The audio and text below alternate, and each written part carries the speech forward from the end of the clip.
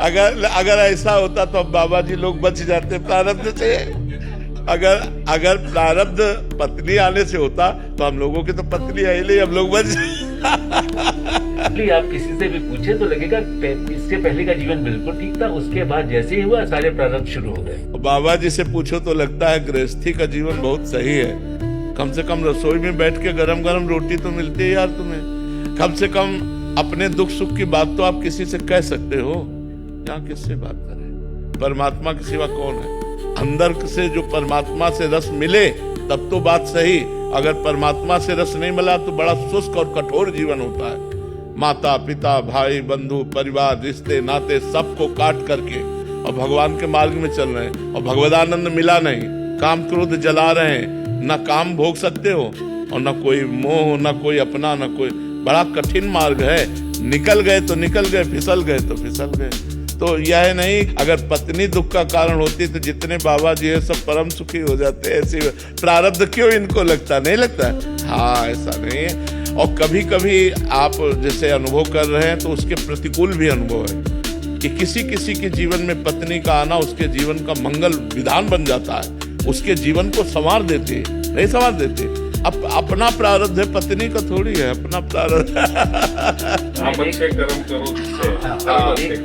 गांव में एक कहावत थी, बिना पुरबुले के कर्मन के मिले न सहोदर नाथ। मतलब जो सुंदर सुख प्रदान करने वाली, जैसे अपने भाई बहन है जितना प्यार है, इससे कई गुना बढ़कर के प्यार देने वाली जो पत्नी है, वो बिना पुरबुले के कर्मन के, पूर्व के कर्मों के बिना नहीं प्राप्त होते।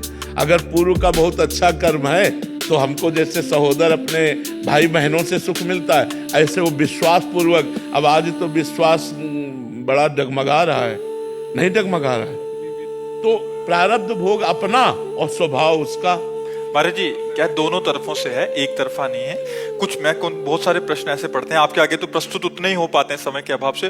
पत्नियां ही बहुत दुखी हैं, फिर कभी पति बहुत दुखी हैं। तो महाराज जी, दोनों तरफ से कर्मों का प्रारब्ध है, मतलब उसमें कोई ऐसा नहीं कि किसी एक तरफ से ही है। काफी सारी ऐसी हैं, पत्नी सही मार्ग पे चलना चाह रही है, पति शराब पी के घर आ रहा है, क्या कैसे चलेगा वो? तो वैसे ही पत्नियां तो ये बात पत्नी भी कह सकती कि अगर जिंदगी में दुख का कारण है तो पति है। मोहित जी, श्री हरिवंश महाराज जी, पूर्व प्रारब्ध को खुशी खुशी सहन करना या उनके लिए दुखी होना चाहिए? ऐसा बुरा प्रारब्ध आता है कि एक बात ही सुहाई देती, क्या प्राण त्याग दूं इस समस्या से बचने के लिए? ऐसा भी प्रारब्ध आता है। उस समय केवल भगवान भगवान, हरि स्मृति सर्व विपद विमोक्षणम। भगवान का स्मरण, भगवान का भजन उस समय साधक को बचाता है जब बुरा प्रारब्ध आता है। अब ऐसे ऐसे प्रारब्ध, जैसे गृहस्थी में अब एक लड़का है, पढ़ लिख करके वो अच्छी डिग्री में पहुंचा और मर गया। अब सारी संपत्ति सब कुछ सब सूना, पूरा परिवार सूना, संसार सूना, और भगवान पर भी अश्रद्धा। मतलब ऐसी ऐसी परिस्थितियां संसार में है कि उन परिस्थितियों से निकलने का उपाय केवल भगवान है, दूसरा नहीं। अगर भजन नहीं है तो परिस्थितियां मिटिया मेट कर देगी। ऐसी भी परिस्थिति आती है। तो इसलिए हमें लगता है सुख और दुख, सुख सह जाए अभिमान ना आवे, और दुख सह जाए हम उसमें नष्ट ना हो, ये भजन से बल मिलता है। और ये सबके जीवन में सुख और दुख दोनों आते हैं, इसलिए सबको भजन करना चाहिए। नाम जप भगवान का अवश्य करना चाहिए, भगवान की पूजा आराधना अवश्य करनी चाहिए, जिससे हमारा जीवन मंगलमय कट जाए। देखो, आनंद की बाढ़ आ रही थी अयोध्या में। कल सुबह राम राजा बनेंगे। राम जी जैसे सुंदर सर्वांग प्रभु राजा बनेंगे, चक्रवर्ती सम्राट पद पर बैठेंगे।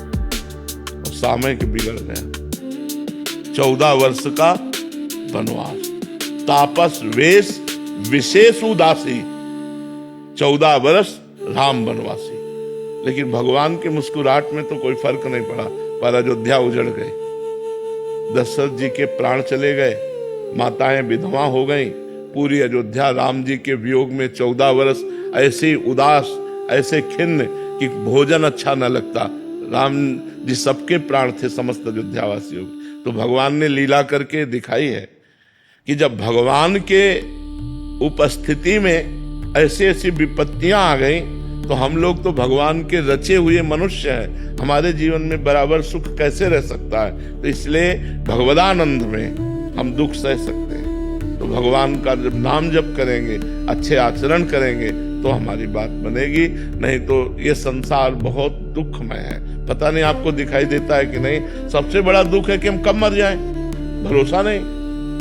और मर गए तो लड़का बच्चा परिवार मकान दुकान बैंक बैलेंस सब यहीं पड़ा है। सबसे बड़ा डर वही है। हाँ वही, मतलब कि कब मर जाए कोई भरोसा नहीं। तो इसलिए हर समय राधा राधा राधा नाम जप करें तो हमारा, अगर हम अभी मर जाते हैं तो हम भगवत प्राप्ति हो जाएगी, हमारा जन्म मरण से मोक्ष हो जाएगा, हमारे पापों का नाश हो जाएगा। तो खूब नाम जप करो, अच्छे आचरण